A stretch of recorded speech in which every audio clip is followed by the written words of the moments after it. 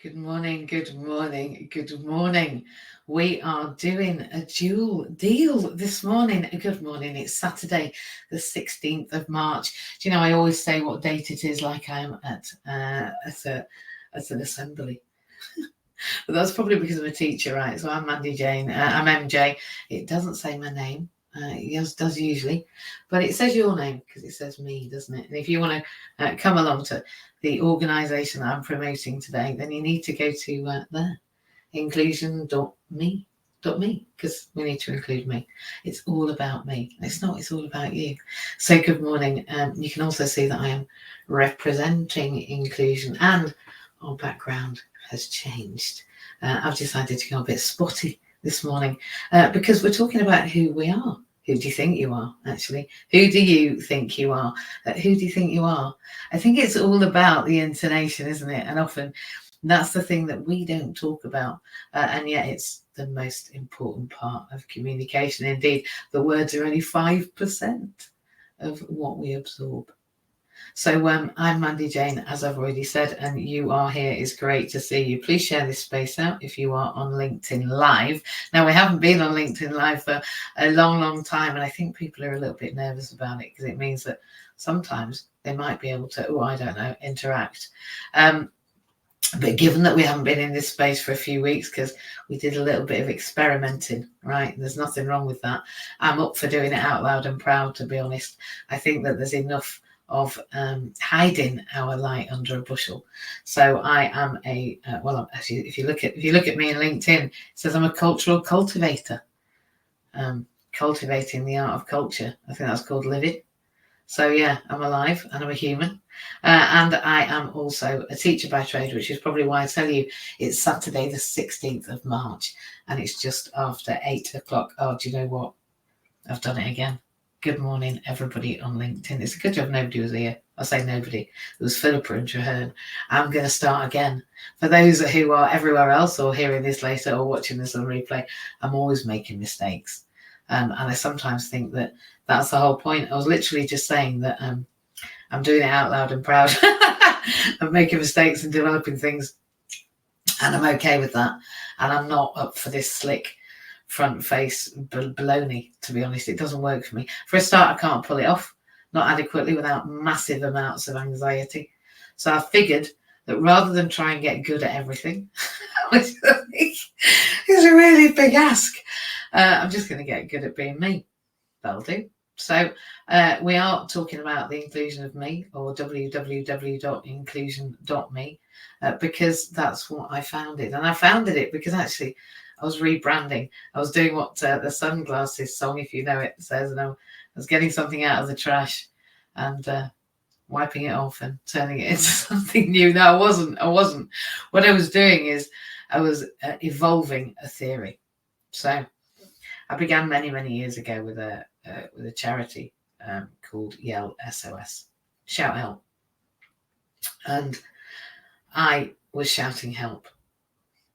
I think you are what you think you are. There. That's the end of it. You can all go home now. It's all right. You didn't come.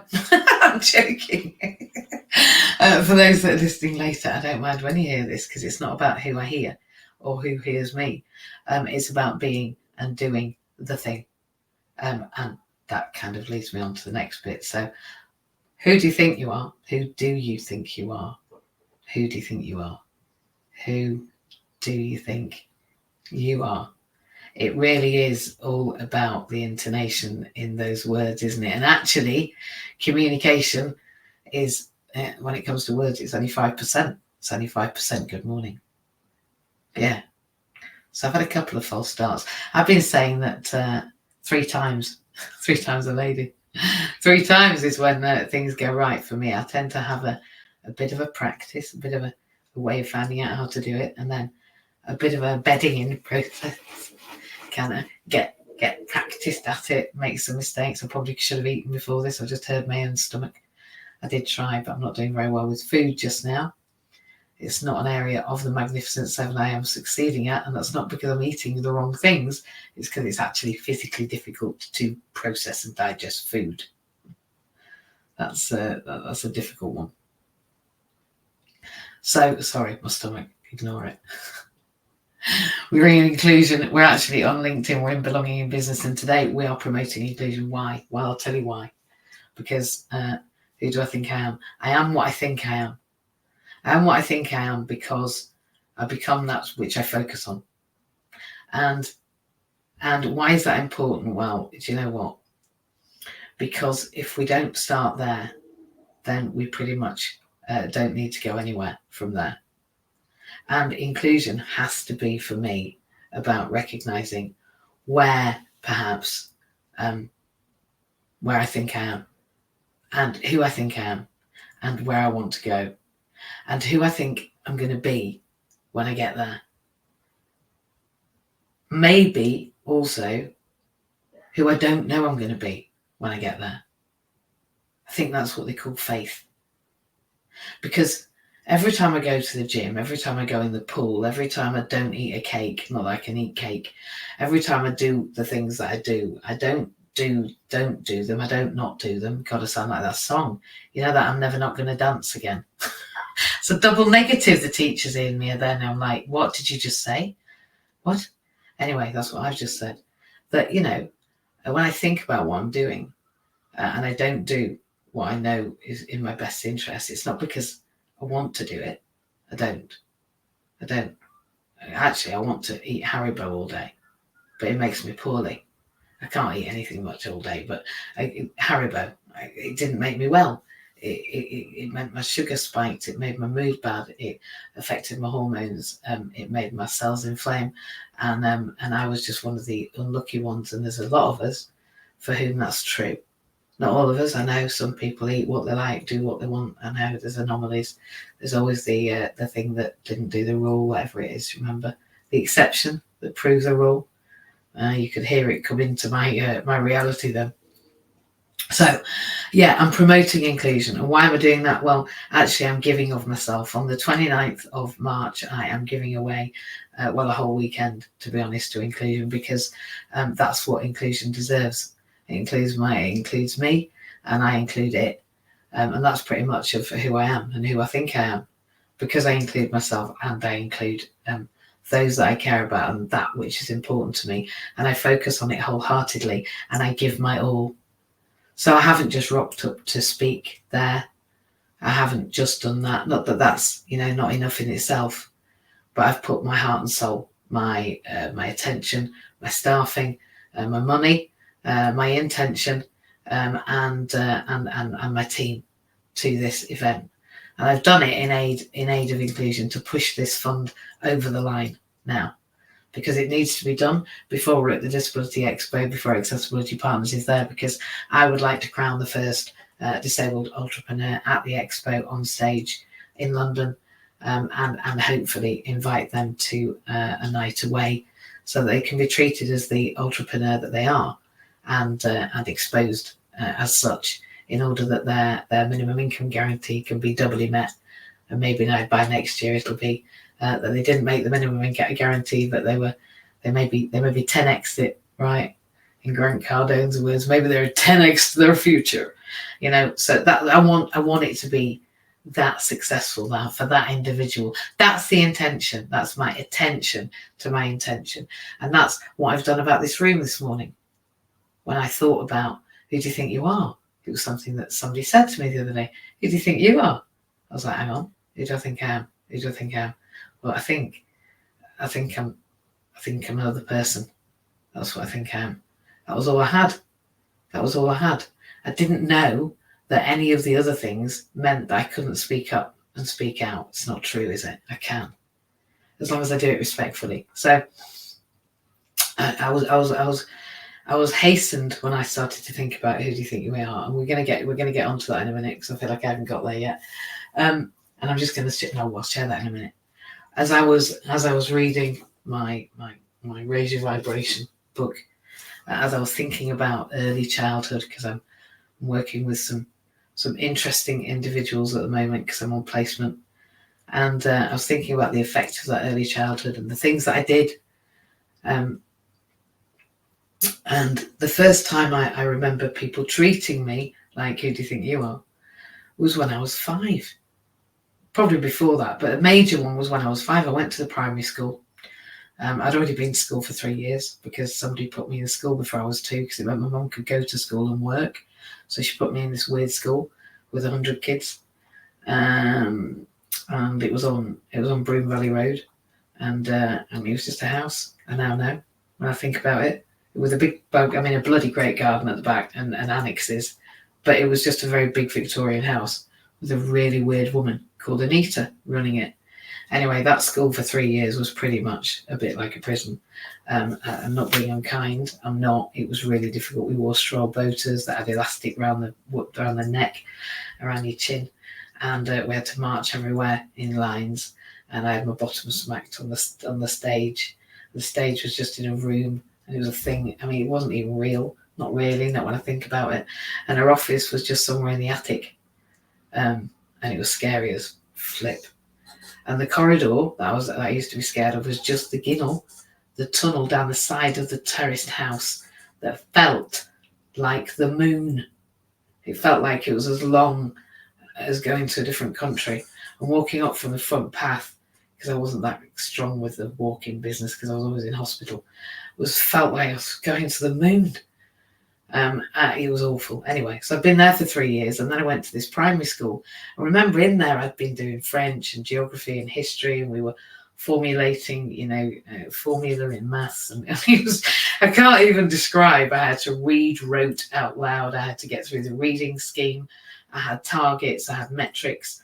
My numbers were scored every day. I was on the hour. I was tested on things like times tables. I was forced to learn to tie my shoelaces, even though I was dyspraxic. And I was given a board, and nobody else was, to tie my shoelaces again and again, repeatedly throughout the day. Practice makes progress. Repetition is the way to excellence. All of these things were part of our structure. And then I went to primary school, and it was like being with a load of frigging animals. I did not know what the hell to do. I was 5, man. And they were running around like bears. they were throwing water everywhere. They were a trip hazard. There was risks everywhere. There were kids screaming. There was little Johnny in the corner picking his nose and wiping it on Jilly. I mean, I swear to you, it was just horrific. I was gobsmacked. I was offended. I didn't know what to do. I was like, who said they can do that in there? Has anyone looked at the flooring? In my heart, I wasn't saying it. I didn't do any of that talking. You didn't do that in Rudston. You didn't talk. It was an applied behavioural analysis school. It taught you how to behave, right? You didn't speak your mind. You just experienced it.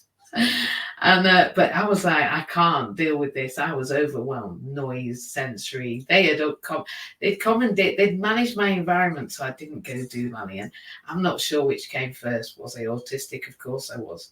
Did I become more autistic because they put me in an ordered, functional, quiet, frightening space? Maybe, probably. ABA probably makes you behave, right?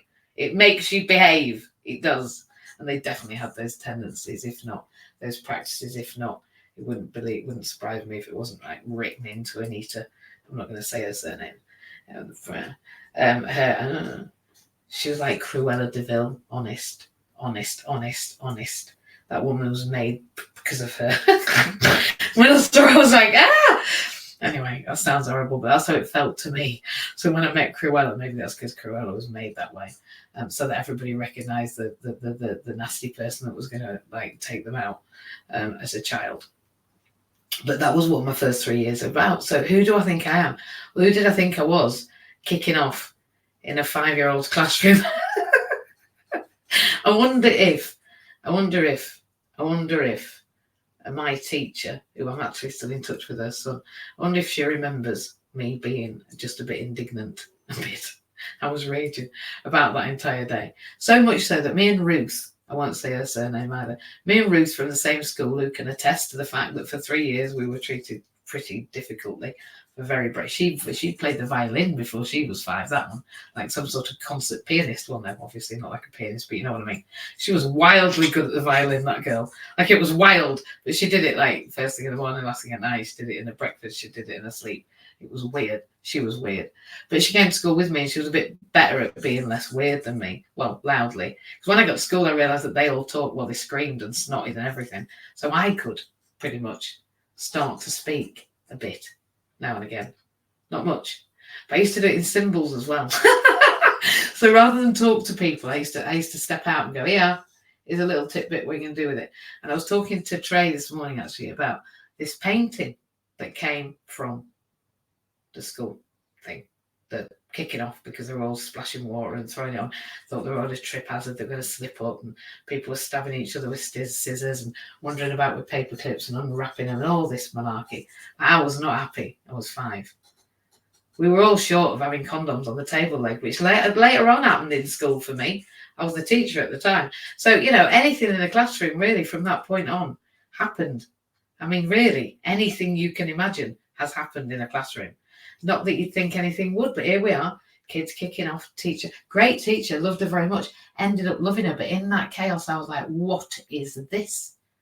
And, she took me and Ruth Ellen and she went, I tell you what, you two, we've got some special Christmas pictures we need making. We've got some extra special paint that these children can't have. Come, let's just take you to the place where you don't throw yourselves around. And we went outside to 2 easels and we were given something I've never seen. I have now. I had then. I hadn't seen it up to then. Like before I knew this thing existed, I didn't know it existed. I was like, oh my God, this is how they do it. I was 5. They brought out gold and silver paint. No, really, it wasn't on a car. It wasn't Dale. It wasn't Dale who runs Suzuki. It wasn't in his car plant. It wasn't gold and silver paint in the telly.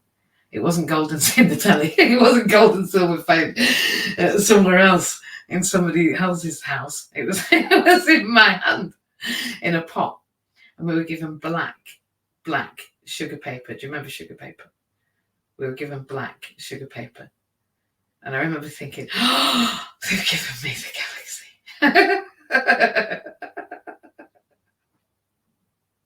And I wanted to paint the galaxy, but I knew that I wasn't capable of painting the galaxy. So I decided that I'd paint what I could. And I'm not very good at painting. Well, actually I am. But I didn't think I was. And I didn't think I was even then. Because I'd been told I wasn't. And I was 5. I'd been told in no unadulterated terms, actually, that I wasn't good at it, by lots of different humans. And actually a similar experience happened here, except nobody told me anything. But I knew they knew that I knew more than I knew. So I started painting, and interestingly, I painted circles. I was 5, right? Round and round and round and round and round and round and round in different shapes and sizes. And I have some art very similar to it right now, and it'll be shared on the 29th of March. But circles round and round and round and round and round and round. And I also had learned at 5 to do an 8. Now, the reason it was so exciting is not because 8 is very good by 5. Remember, I have dysgraphia. Writing was a really big difficult. So was talking in English. I didn't really talk in English when I began English. I didn't like sentence structure. I don't enjoy it. It's not how I prefer to speak. I prefer to speak in rhyme. Now, some people call it rapping. I've just had it ABA'd out of me for now. So I used to only speak in rhyme. And I used to be able to only speak in rhyme when I was relaxed. Now it's stopped. So that was my original language. And then they made me speak English. So I'd found speaking in a different language difficult. And so my spoken English was a bit stilted. And I was very nervous. And I didn't really get my words out. And I stumbled over my words and I hesitated. And I often went silent because I was processing. And I often sounded just a bit misunderstandable. And sometimes that's the case now. And that's okay, because I controlled all of those stims. I controlled all of those pauses. I controlled all of that processing. And I just either went as fast as I could, or I practiced it and did it rote, neither of which gave me any kind of comfort. So as I was painting, we were silent. They were in there making riot, and me and Ruth started. And I said to her, do you know what you're going to paint? And she went, yes. And I said, good. I said, I think I do. I'm going to paint us into next year. She went, what? And I can remember thinking, we'd been into town, it was 1976, I'm guessing, 75, 76. We'd been into town, and I can remember seeing a Boots event talking about from the 70s into the 80s, and seeing a 7 and seeing an 8 and seeing O's and seeing the big banners. And I saw this for about 5 years, but this was the first time I'd seen it. And I couldn't do 7s, but my mum taught me to do a 7 with a cross over it. I think it's a German way. So I had to do 3 steps for a 7. But 8s, well, I could do circles, right? Because I told you I could. You'll see some art soon. But I couldn't do 8s. I could only do 2 circles. So like a snowman, where you roll a ball and then you roll another ball and then you put it on top and there's your 8, right? But that's not how you do 8s. That's not how you do 8s. And you get done if you do them another way. So all of my life, because I couldn't do joined up right, and then I wasn't given a pen, and at that point they certainly hadn't given me a proper pencil, because I had those big chunky pencils for this, well, for the spazzes that couldn't write. That was it. Anyway, that's how it felt. So I was still on pencil, obviously. I was on pencil till I was about 12. And I couldn't do an 8. But by then, by 5, I'd learnt to do a figure of 8. Yes. And I also knew they were all obsessed about going from that shape to that shape. They didn't like that number 7, whether it had a wiggle or not. They didn't like it. They were all looking at 8 and 0, and it looked to me like they were looking at, like, I don't know, like into their future, like there was a future. They saw it. And we had the Smash advert, I think, about the same time. I don't know what year the Smash advert is. Somebody might be able to tell me. But the Smash advert also comes to mind, whether I knew it or not at that point. It's the kind of theorem, idea I had when I saw the black paper and thought, they've given me the galaxy. And what am I going to paint on it? So I wrote series, I drew, I painted, I created series of 8s and 0s in different shapes and sizes, some within the other. The aesthetic was definitely designed for the hall. I knew the size of the hall, and I knew what area I wanted there to be a propensity of paint. I knew where I wanted there to be darkness. I knew that I was looking at the light in comparison to the darkness, and also the moving into the future and the essence of the 80s, and the fact that people wanted a greater tomorrow. And I was 5. Going to paint us into next week. You are what you think you are, because I already knew that I was the future. I was 5. I knew that these children didn't act like me, but I knew that I understood that I wanted to be like them. Actually, I wanted to fuck about. I wanted to wipe my bogey on little Johnny. I don't know. I didn't want to do that, to be honest. I was really taught quite a lot of disgust. And disgust is taught. I was taught quite a lot of disgust. So an awful lot of what Johnny did was really quite disgusting to me. So you are what you think you are, because I became what they said I was, because I absorbed their narrative. But at 5, I knew that they had a narrative, and that they also had dreams and hopes. And so when I think, who do you think you are? When somebody said to me, who do you think you are?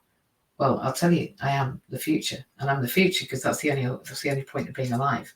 Because if at that point I'd have gone, right, okay, this is my future. This is how it ends. I sit outside contemplating my navel while that lot piss about. Now, don't get me wrong. Maybe there's a maybe there's a thread of that while I get on with the work, right? Because I was getting on with the painting, so we had a bloody display for Christmas, and there began my teaching, because I was actually preparing the classroom at 5. So they started training me as a trainee teacher. I was in the office by 11. Honestly, they just put me to work because they didn't know what to do with me. But there I was, doing 8s, and I was doing 0s. Now, what's an 8? Well, it's the infinity sign. And I've been drawing it ever since. The infinity sign. I thought they were 8s, but they were all over the place. And I can remember that painting, and I remember it being in the hall. And I also remember everybody in the universe talking about it. But they talked about it, but not to me.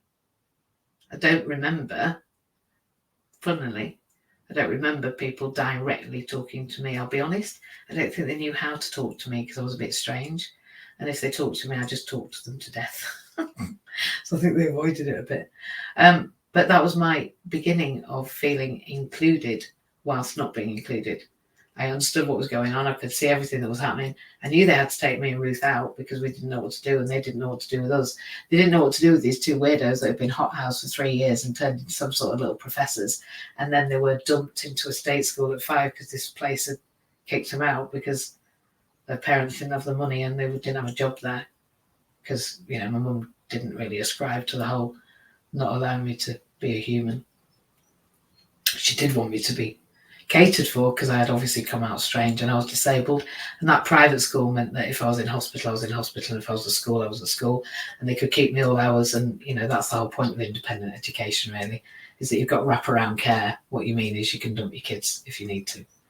That's what it means. And that you've got people there that you're not scared of. But, there you go. That you have some control over. But we know that that's not true too. Because in independent schools, there's much less control and parents don't have a clue what's going on when they're not there. So it's just the same, except the state education actually has some, anyway, boundaries. Being who you think you are who you think you are. And who do I think I am? Well, I think I am that which I do. So there's 3 stages to that. Who do I think I am? There's the idea that I had, which happened to me when I started that painting. Why am I painting? What paint have I got? What medium am I painting in?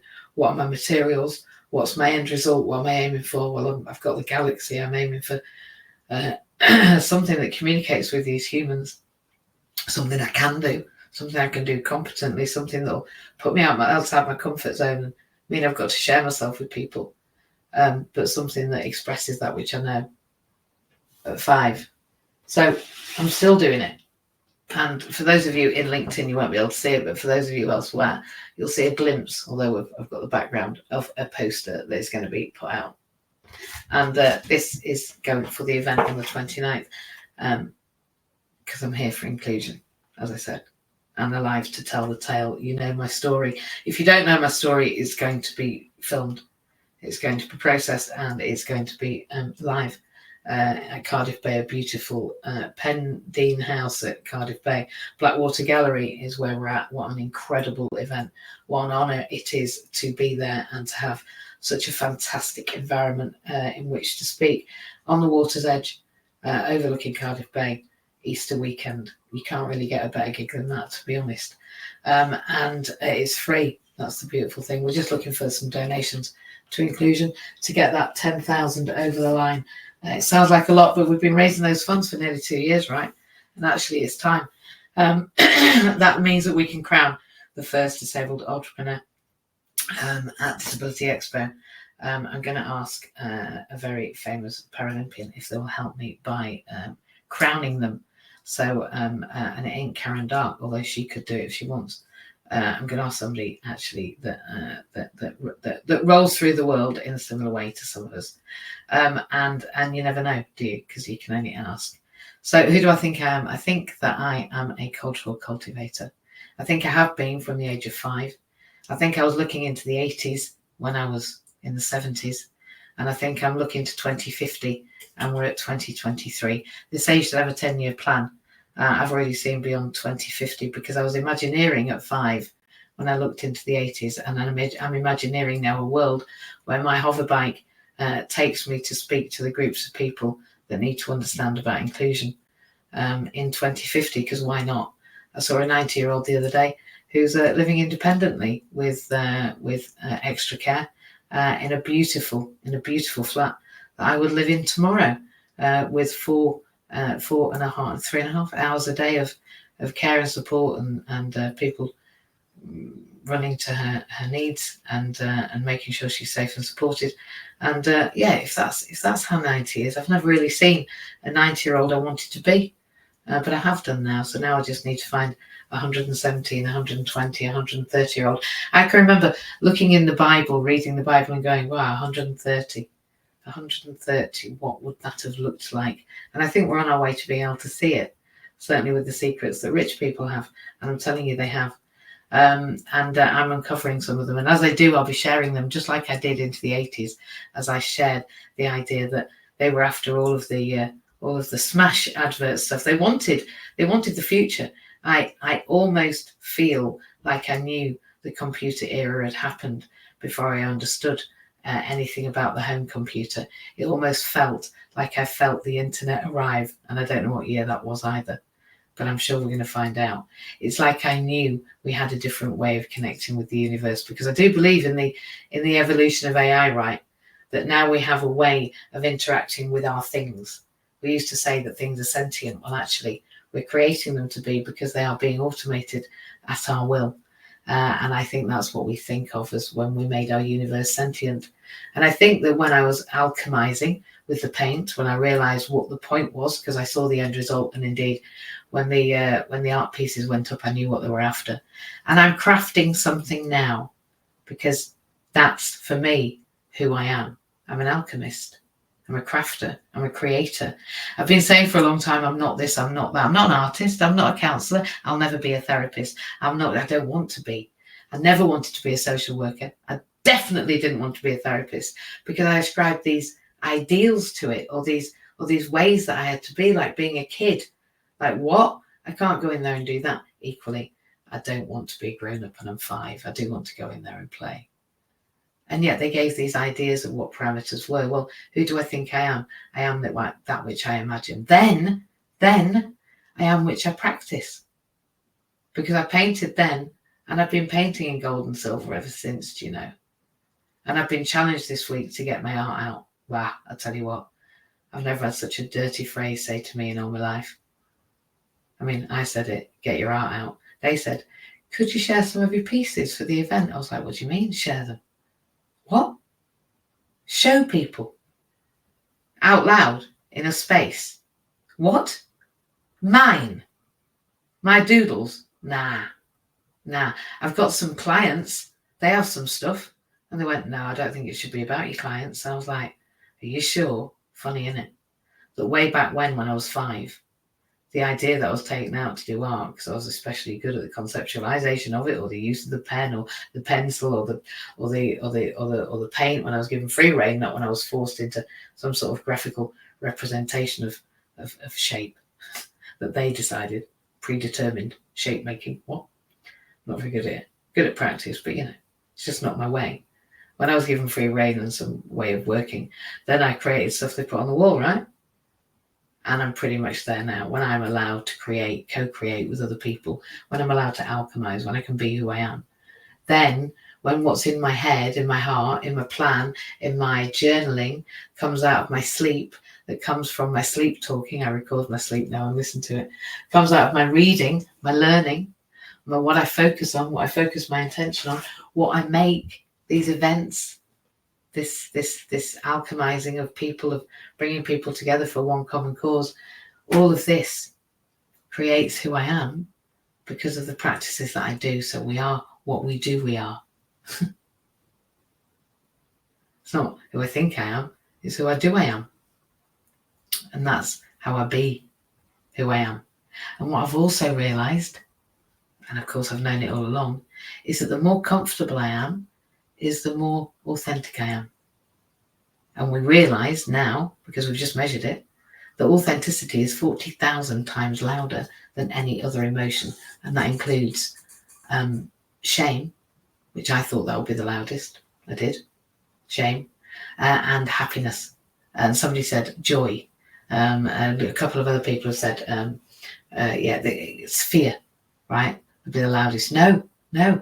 Authenticity, 40,000 times louder. I've been saying it forever, that the truth rings louder than anything else. So who do I think I am? I think I am who I say I am when I do what I say I do. And then when I speak with authenticity, because what I speak is the absolute truth. Now that is never entirely true, because we are subjectively expressing that which we can only express now, and much of what we need to express, in fact all of what we need to express, isn't expressed yet, because it's not expressible. That's the whole point of becoming.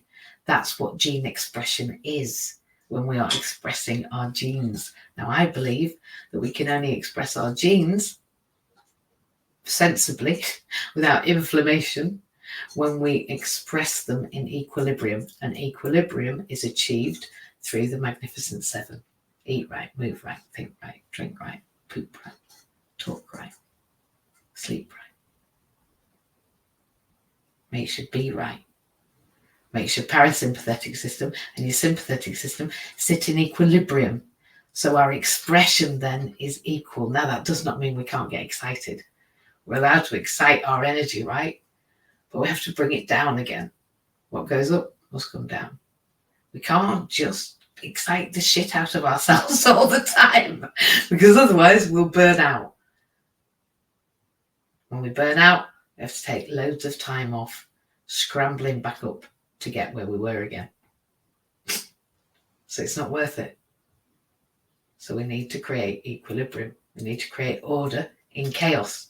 We need to take ourselves outside the classroom, paint the painting, and then decide which bits of the classroom we want to engage in.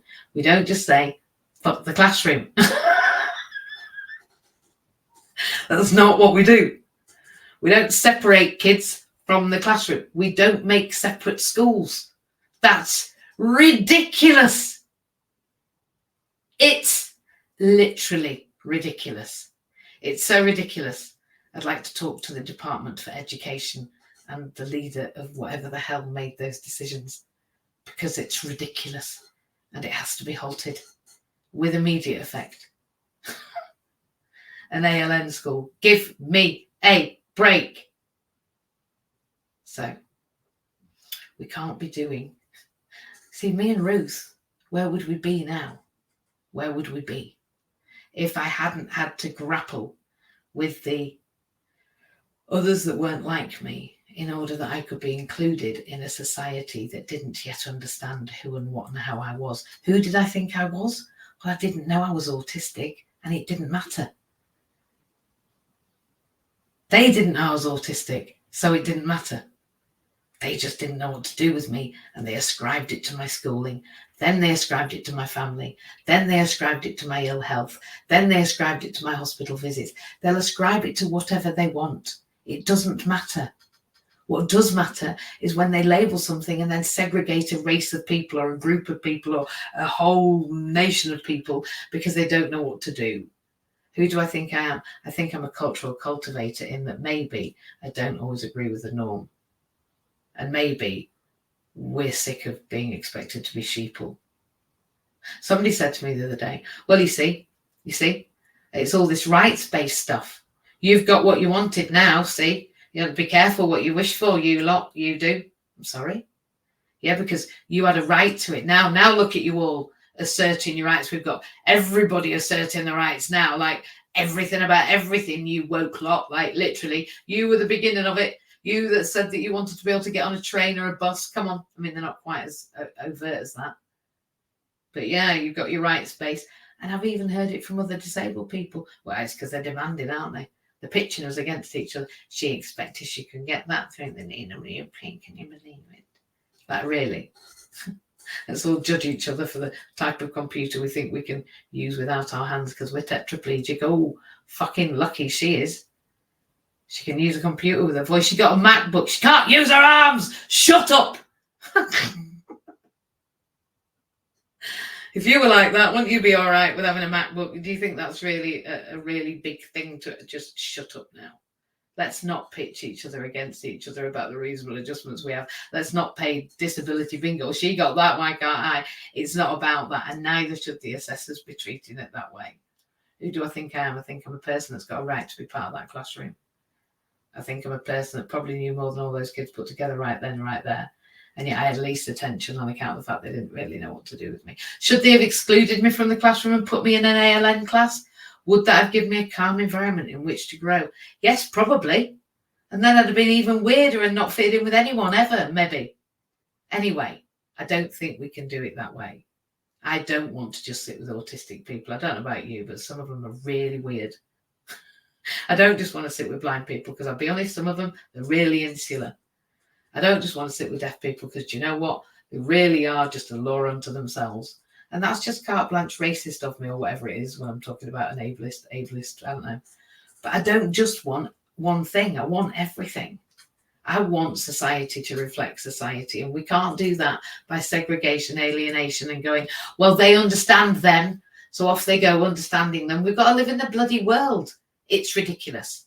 So, I am putting an event on the 29th of March. And I'm going to be talking about my story, and that story about one piece of art, and you're going to see some art, will probably feature at some point in that time.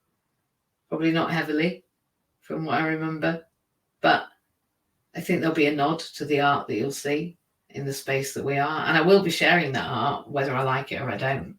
Because just like that piece of art in 1970, whenever it was, and I'm quite sure that Mrs. Naylor,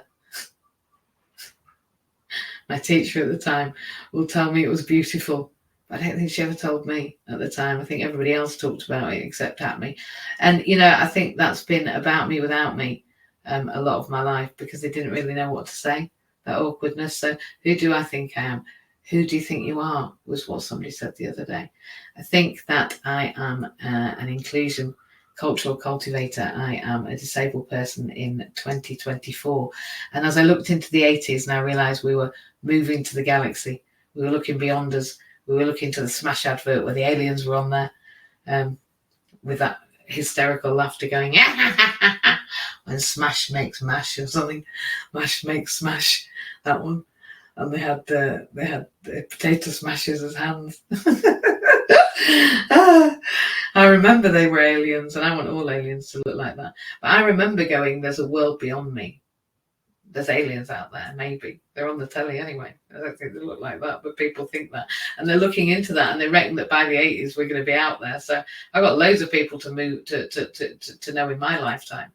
So as I was doing the 8s and the 0s, I probably knew infinity was an 8 sign. I knew it was important I could draw an 8. I was definitely showing off for the fact that I'd learnt an 8. I was drawing my future. I was painting us into next week. Somebody must have said that to me, because that wasn't a 5-year-old's language. Painting us into next week. I don't even know where that comes from.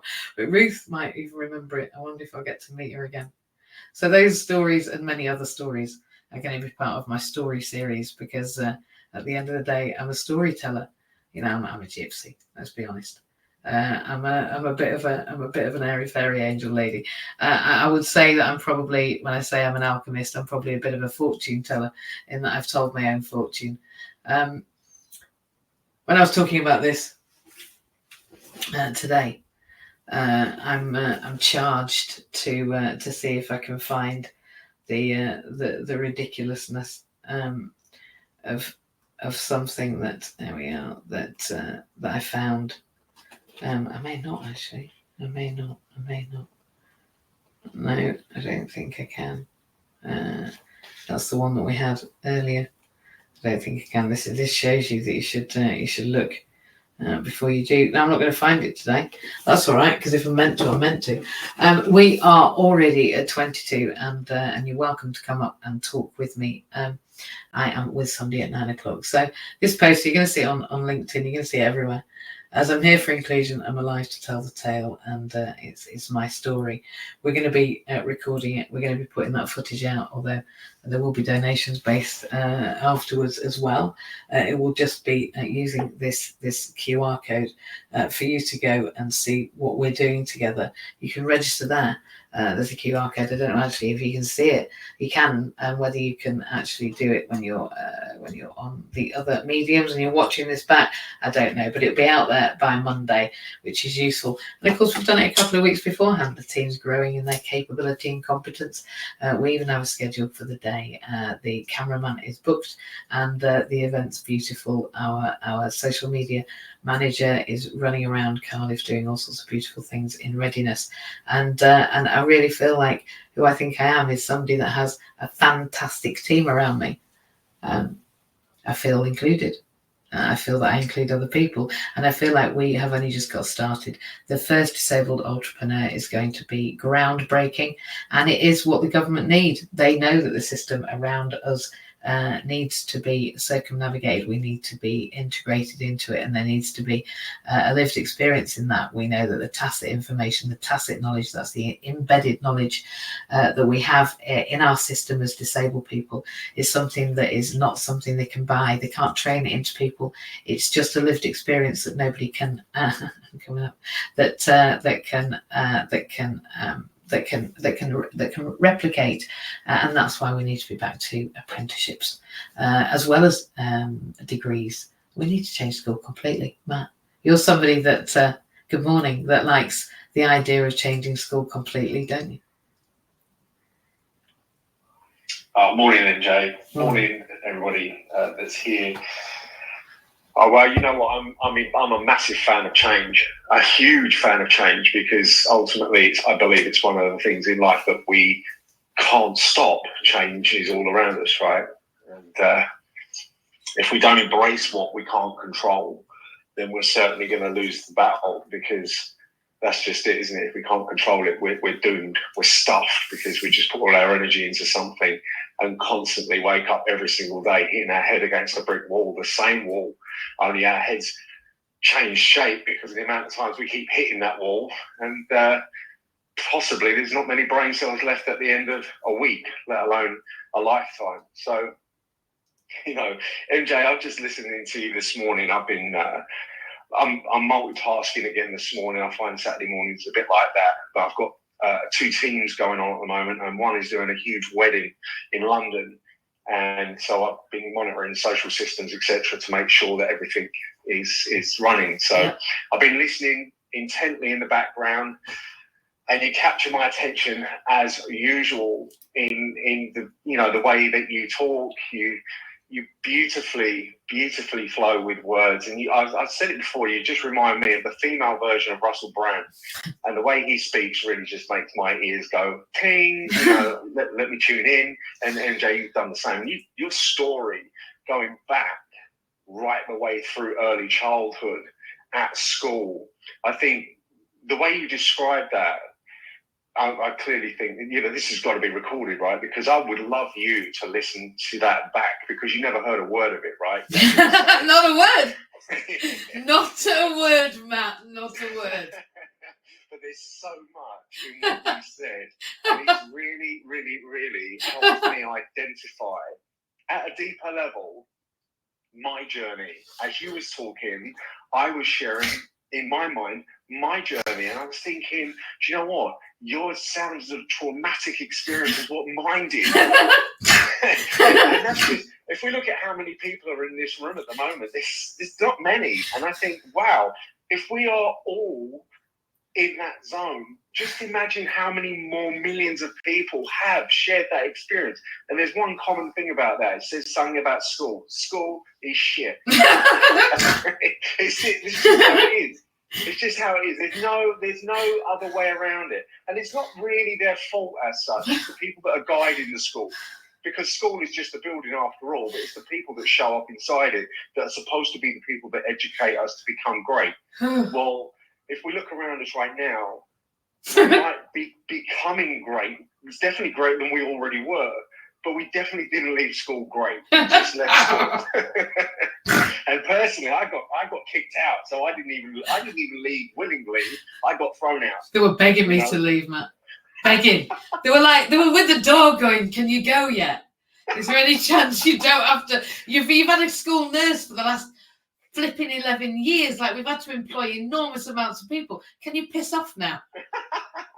And I get it. And you know what? I mean, I've been following you now, it's coming on probably nearly 3 years. And the more I listen to you, the more my mind opens to the awareness of what's possible, especially in the world of inclusion, right? And it's not about disability. Well, I do love the disability bingo thing. I just think, wow, do you know what? Put that on stand up, man. That is hilarious. I am doing. Right? So this summer in Cardiff at the Glee Club, I'm on. Yeah, no, definitely. And actually get the audience interacting into some disability bingo. Absolutely. Yeah. Ingrained in the thing that it's real, it exists. We're here. I love it. And did you notice I said we're here? Yeah. I don't not include myself in disability because I've experienced disability. It's a good job, really, isn't it? Absolutely. But to go back to those two questions you asked as well, MASH, the first launch of the MASH advert was 1973. Oh my God! Yeah, and that was scary See? stuff. That is what I knew. See? And the internet, and this might surprise a few people, it definitely surprised me anyway. What too? What? 1st of January, 1983. Fucking hell, what? Yeah, that was the first launch of the internet. Oh my God. Isn't it? I'm telling you, I knew we were going to communicate with aliens back in 1975. Well, let's think about it. Let's think about that for a minute, because it was an important point that you made when you said that. And I thought, you know what?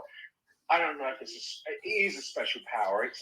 For me, I describe it as a personal power that I can go deep inside of myself, that I'm showing myself that I'm not afraid of myself. I'm definitely not afraid of the world, because I'm enabling myself to connect in that deeper sense where I can open up my mind and go way out there where people just look at me and think, Matt, you need to calm down. You need to shut that filter down. You need to put a filter in place, my friend. I'm like, why? You're going to be mad. You're going to put you away, mate. Exactly. You know what? It's funny because here I stand at 53, and I did the other day. I think it was about 2 weeks ago. I thought, and I thought, you know what? This is manifesting something. And I don't know if you remember, I was going through a difficult Friday. Yep. I had a very difficult Friday. Yeah. And it was a build-up today. It wasn't just a Friday. No. It was a build-up. Never is. On Friday, I exploded in the sense that, well, not exploded, I combusted. And I thought to myself, hang on a minute, with my points of view and the way I feel and my journey and where I've come from, but more importantly, where I'm heading, my mission, who am I?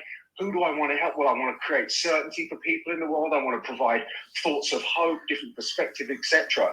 If I was to share any of this stuff to the wrong people, meaning that like the police, because they might be arresting me on the side of a road and put me in front of a couple of shrinks just to analyse me and see where I'm coming from, I'm definitely, I don't know if you've ever seen Terminator, but I'm definitely going to get strapped up, thrown in a cell, jabbed up, and just to slow this guy down, because he's nuts. And he's so vulnerable. I don't know if we can trust him out on the streets. Do you know what I mean? He's capable of anything. Yeah, I'm glad you got that right, but what's wrong with that? Do you know what I mean? Yeah. He's capable of anything. Yeah, that's right. Yeah. But I didn't need a teacher to put a fucking lid on me and shut me down and stop me from jumping up and down.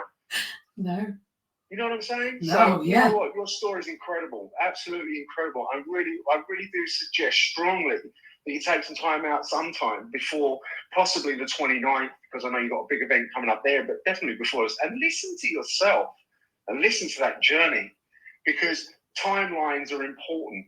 Yeah. For me, I believe a timeline really gives you that opportunity to look in depth, reflect over time, at a time when you're in a position to go, oh yeah, what about this? And you know what? It just really makes more sense as to why we've ended up where we've come, when we can see all the things that maybe just turned us in a different trajectory at whatever point in time. And other than that, it just remains a real big cluttered thought in our heads that we can't make any sense of. Indeed. And then life is just like that. It doesn't make any sense, right? But if we can get it out, visually look at it, then, and that's what you've done. You've done that in an auditory way that, wow. I mean, I don't know if you've done the timeline or not, but you took a big chunk of your early years and you shared that with us. And I'm truly grateful for that.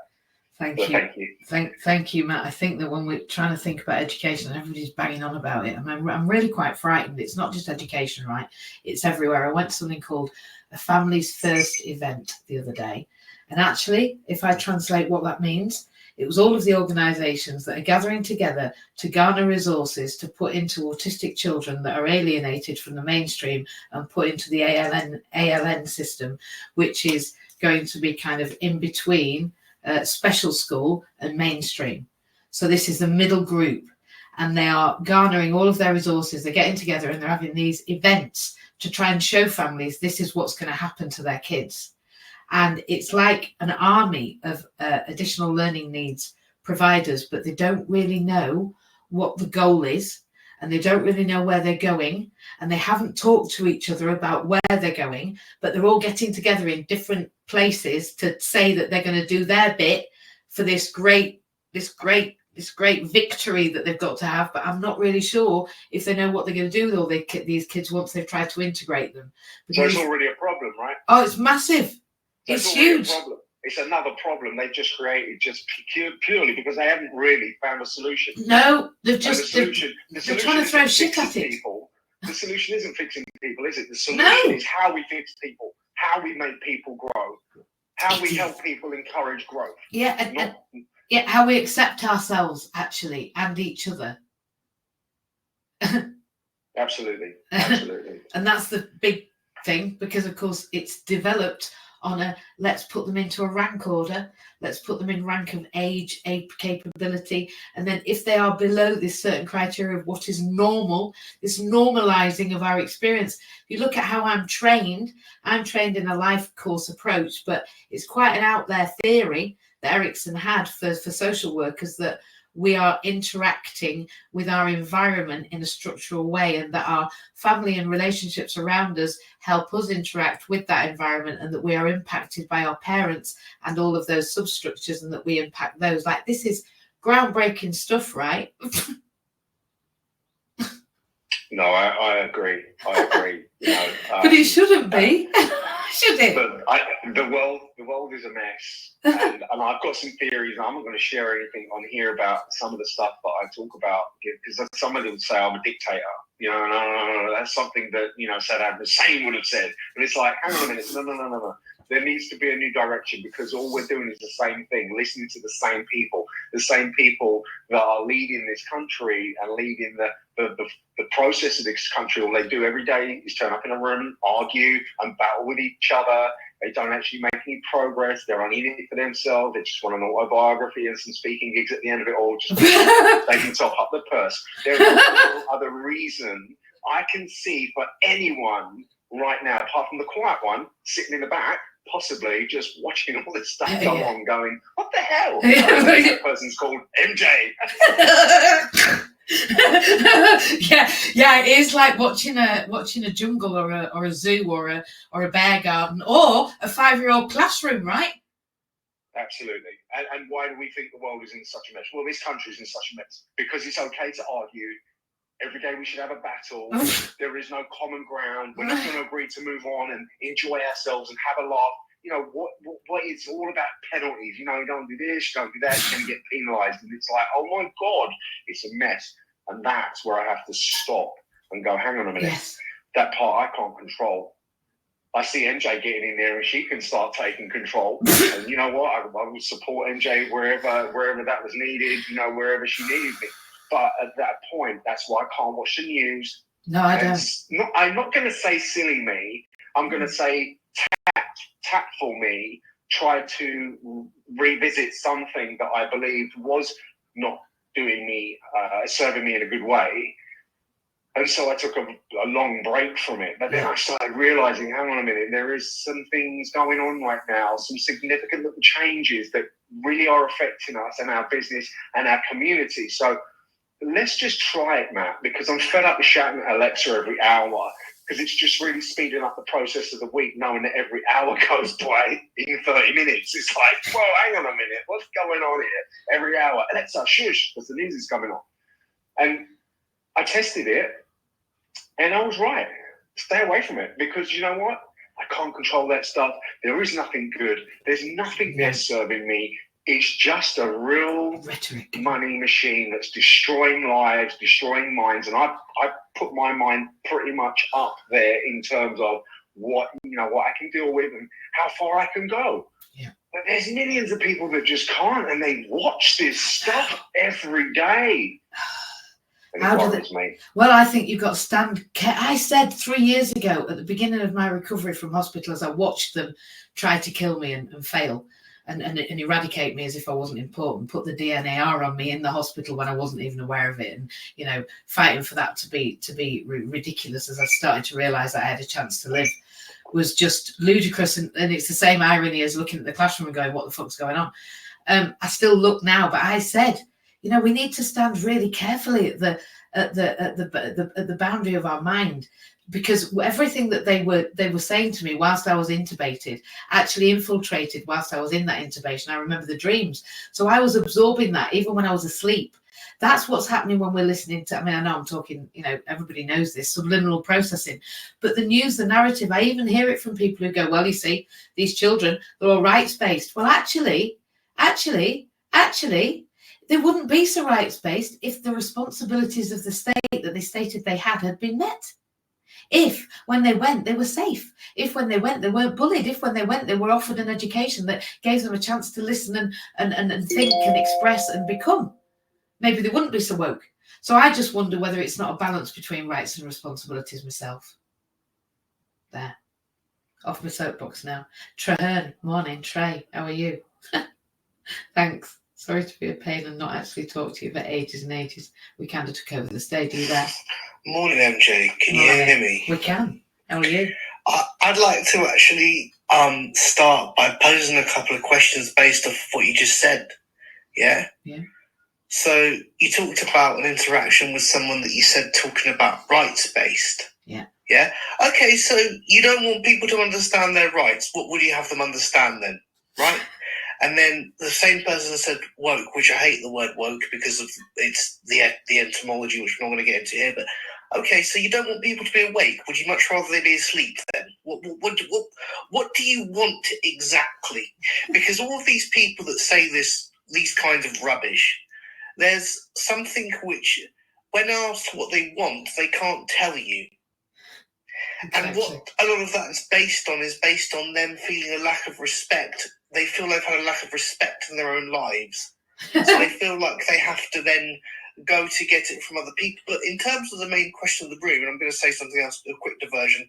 I want to say, Matt, I've heard you speak a while on Clubhouse, LinkedIn, mate. I love where you're coming from, bro.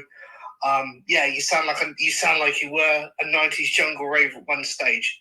Maybe just chill back with that in the armchair right now, but I thought I'd drop that in there. So moving on to the question of the room, and you asked me directly, you know, who do I think I am and where do I belong to us? I believe that the identifiers that I can use, so I'm a rapper, businessman, music technologist, blah, blah, blah.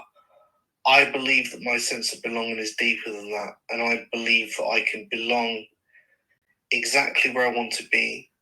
I can believe I want to belong to what I want to be with, and I actually believe that I actually have a right to belong, generally, regardless of what anyone else might think or say, because more time, a lot of people don't encourage, disabled people aren't encouraged to think about where they belong, to think about what they want, to plan their future. Because I'll tell you all straight up right now, my ability to plan the future is actually bloody awful. Like, I'm not going to lie about that.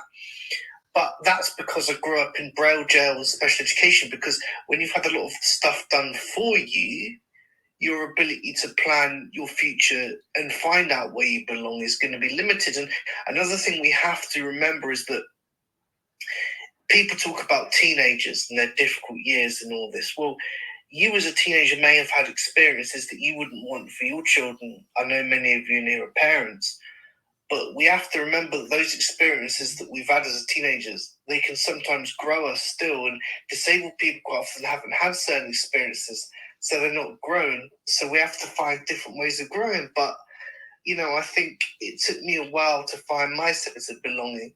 And I think I'm only just beginning to find it, to be fair. And, you know, for me, belonging is whatever I want to shape it into. Yeah? Absolutely. And sometimes belonging is not only a thing of need and want, it's sometimes a thing of have to do. You know, I have to belong to places, I have to go in certain places. I mean, I'm only just beginning to understand how to relate to money properly. Yeah, and I've made a few mistakes along the years, and, you know, I made a few mistakes recently. I'm not gonna lie about that. But I think another thing is that, and I'm going to say this is probably another topic on the time, but the way that disabled people relate to money can sometimes be a bit fucked up, because, again, if you've had stuff done for you, if you've always been provided for in those ways, you're not going to necessarily have the skills or the mindset to crack on through in the way that you need to. But when you develop all these things, so like mindset, or you understand how money works, or blah blah, it helps you develop your sense of belonging. So in a way, when you say who I am, who do you think you are? Well, I think I'm a person who's very much developing their sense of belonging and working out what that means, and working out also where do I want to belong and where do I need to belong. Yeah. That's what I was thinking in that moment, outside that classroom. Like, do I want to be in there? Yeah, there's an element of me wanting to play in the water and do some of that daft stuff and enjoy myself and not be out here being serious. But equally, I want to be able to belong to myself and be out here in my own thoughts, being able to be who and what now I am, whilst I learn to navigate their noisy, crappy shit that I don't really understand. I think one of the things that we have to reconnect with, and I'm going to say it, and I've said it again, but I'm going to say it. One of the things I've noticed with the self-development movement from the outsider looking in, everyone's so serious. We've got to focus on our goals. Yeah. But one of the things that we've lost as adults, and I think one of the things that gets lost in the self-development movement, is you've got to have space to play. Yeah. Yeah. You know, and play also in a childlike way. You've got to reconnect with a real child. It's so important. It's so important, yeah? Yes. And I'm sorry to say it, but I don't hear this being talked about in self-development. No. It doesn't get discussed. What's the thing that people, a lot of self-development speakers, what's the thing you hear them do the least? Well, the thing you hear them do the least is laugh. They don't laugh, they don't joke. No. They don't laugh at our joke because they think, oh, it's so serious getting our goals. Well, yeah, life is serious and you have to take applying yourself a bit seriously, but don't take yourself so seriously you can't have a laugh. Yeah. And if people are wondering, like a lot of people in self-development, like, oh well, people mock us and they take the mick, and yes, it's because you take yourself so seriously. If you're going to take yourself so seriously and walk around in a suit, yeah, and just be in a There's suit, nothing wrong with walking around in a suit. suit. You're going to open yourself up to ridicule. You're allowed to walk around in a suit. Although I can remember, right, and this is another story for another day, but when George came to our house, that was my stepdad. He's the man that we moved into when I was 11, when they wouldn't let me come out of the hospital. When he first came round one Sunday afternoon, me and my mum was ironing, and I was watching a Sunday afternoon black and white film. And you won't remember, well, you won't have ever seen a black and white film, which is something that's a miss, I'm afraid. But the change from black and white to colour was tremendous. And I was watching a black and white film. I haven't seen maybe forever. And on a Sunday afternoon, and he turned up, right? Sunday afternoon after he'd been to the golf club, so he clearly had a pint. No, never more than one, but he'd had a pint. So he had some confidence, bravado. We put his car on our drive. He had a bloody car. Like what? He had wheels. Like what? That's posh. He came in and he disturbed my black and white film. But do you know what he was wearing? What I said, oh, you've got a matching suit on. Because my dad wore a jacket if we went somewhere posh, but it never matched his trousers. It was just a suit jacket that they got off the jumble sale that he put on because my mum made him if we were going somewhere like a funeral. So this bloke walked in with a matching suit. I'm like, who do you think you are? Who do you think you are with a matching suit on a Sunday afternoon in my film? Get out. So yeah, I judge somebody in a suit too, Charlie. But I don't think it necessarily means they're bad. I mean, there's nothing wrong with wearing a suit inherently, but the point still stands that if you walk around being all serious, yeah, with a briefcase, you're going to open yourself up for a lot of ridicule. I don't think. I'm not sure you advocating for people taking the piss out of ridiculousness is reasonable, because I think we have to just accept everybody for what they do, haven't we? I think there's acceptance, and then there's that. I think this might be bullying. Things. Are you sure we're not bullying? What's that? What even is that? Polite bullying. Oh, bullying. Oh, okay. Yeah, maybe. I don't know. I feel to a certain extent that there are some people that need to be laughed at because of the way they behave, and I feel that the current government incumbents are one of them. You can only do that when we're in Glee Club and when you're part of the audience and when you and I are doing Disability Bingo together. No, because I'm gonna do a sit down. I'm gonna do sit down comedy. You can stand up though. I do sit down. You do stand up. But I'm nowhere. When I'm Bandit, I take people's money. Yeah. When I'm Bandit, I take your money, bro. Yeah? You're funny. Yeah, you have to watch blind people. I think they're just, well, I just think they're knowledgeable, right? You'd be surprised.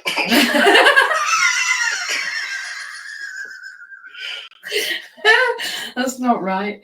It's not right. It's not cricket. Listen, it's after 9 o'clock. We've got to go because I'm late. You are incredible. We have been in. Who do you think you are? I'm not sure who you think you are, Trey, but I think you're pretty fantastic. And you, Matt, I know what you are. You're next level. And anyone that wants to know about the next level needs to go talk to Matt because he is next level, and he's a coach, is what he is. He doesn't just run a massive empire of hairdressing genii, but he's also a coach. As are the couple of people in the audience, along with our finance manager. Some important people here today. So if you don't know who they are, click on the face and find out what they can do for you. And for anyone that's here on other mediums, you should have been here. But you're there, which is fine. It doesn't matter where you are, whether you're in the classroom, out the classroom, looking in, looking out, being the teacher, whatever you're doing. Look at what you're doing and think about who you are and how you want to be, because how you want to be is what you do today.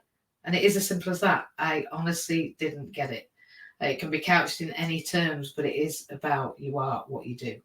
That's not the entire story, because of course if you're born with a disability, it means there's some things that you just can't do, like see. For example, Trey can't see, and it really doesn't matter how much self-development he does, he's not going to think himself into having eyes. So there are some limitations, so we can't just think ourselves into it, although there are some people that say we do. They are a different story for a different day, like the people that pray over disabled people in order that they're healed by God. I have an opinion of that, and I'm happy to talk to anyone about it on any chat show anywhere if they like. So we don't do that, but what we do is say do. I like it when I say that.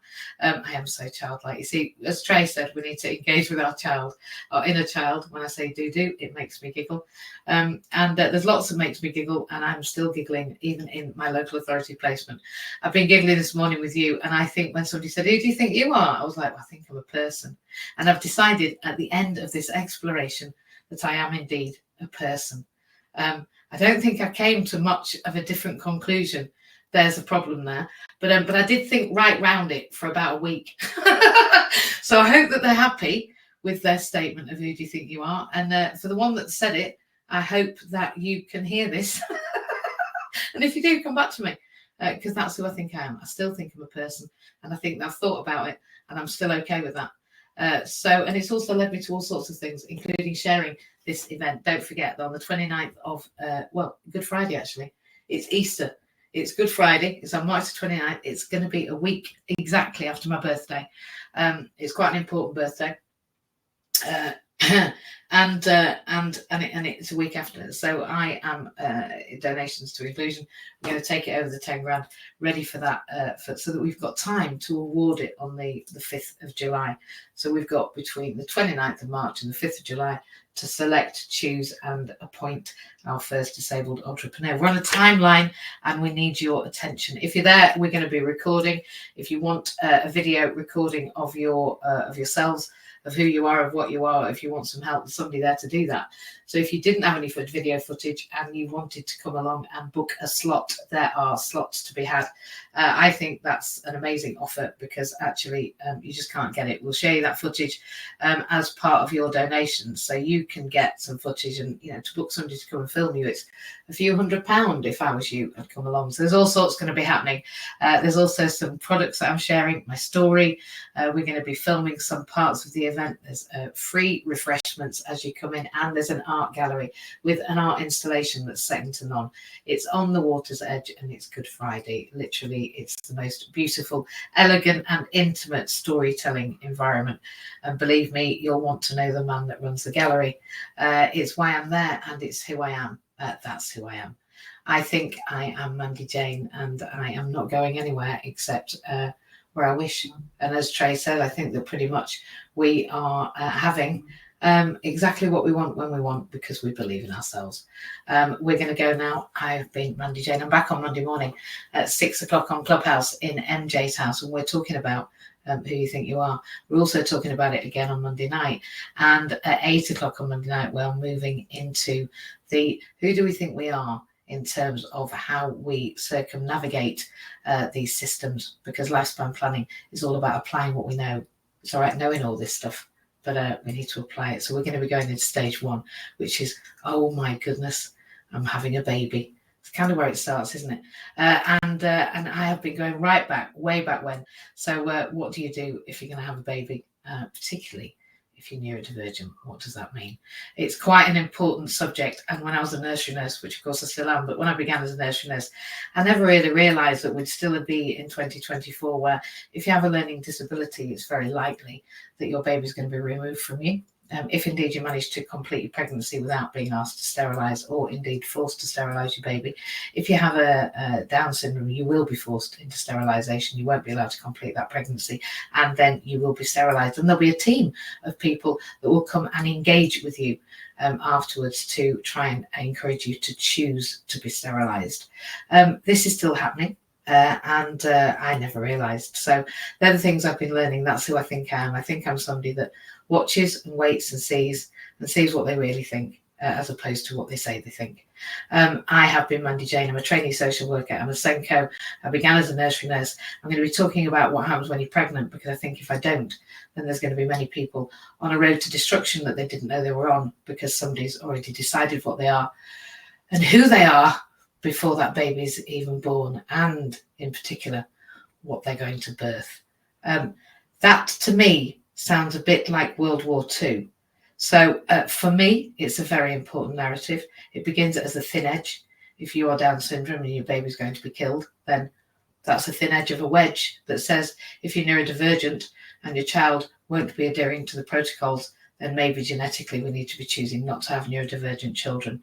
And indeed, Simon Baron-Cohen has already highlighted on the BBC that because we are selecting embryos to not be neurodivergent, and that's very likely to alter a race. For example, we wouldn't have had Einstein, or indeed anyway.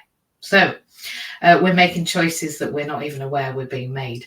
It's a thin end of a wedge, and I'm going to be talking about what happens if you get pregnant and you're neurodivergent, and from that will come all sorts of stories. And that's on Monday night at 8 o'clock after Inclusion. Who do you think you are? Which of course is the very beginning of where we are, because who we are is how we genetically got here and the history of those that came before us. So who do you think you are? 8 o'clock on Monday night, with a different spin to this morning, just like it'll be on Monday morning. No two talks are the same, because as Matt said, I have no idea what I said. I'm going to go and listen back to it now. Have an absolutely fantastic weekend. I'm going to go and coach now, and then I've got some study to do tomorrow. Have a great weekend. That's what I'm doing with mine. I don't know what you're doing with yours, but I know who I am. Who are you? Take care.